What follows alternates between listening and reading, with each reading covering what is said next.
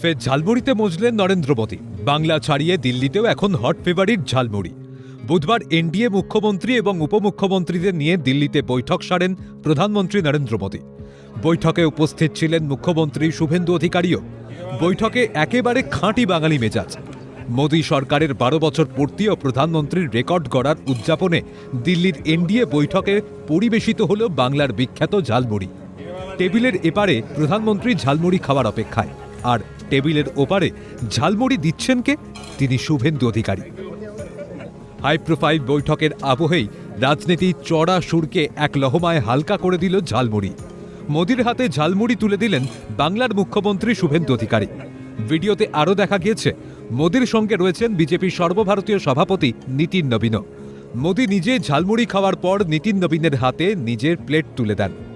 রাজনীতির রুখাসুখা ময়দানে একেবারে দিল্লিতে এ ছবি সত্যি নজর কাড়ল দেশবাসীর। খোশ মেজাজে ঝালমুড়ি নিয়ে আড্ডায় মেতে উঠলেন হাজির সকলেই। উল্লেখ্য, 26-এর বিধানসভা নির্বাচনের প্রচারে বাংলা এসে ঝালমুড়ি খান নরেন্দ্র মোদী। ঝাড়গ্রামের বিক্রেতার থেকে কিনে 10 টাকার ঝালমুড়ি খেয়েছিলেন তিনি।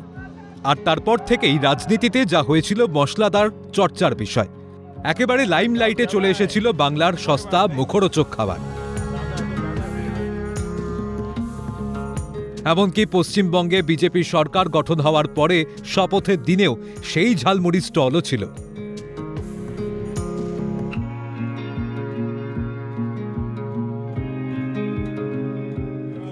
মোদী সরকারের 12 বছর পূর্তি উপলক্ষে ফের শিরোনামে সেই ঝালমুড়ি।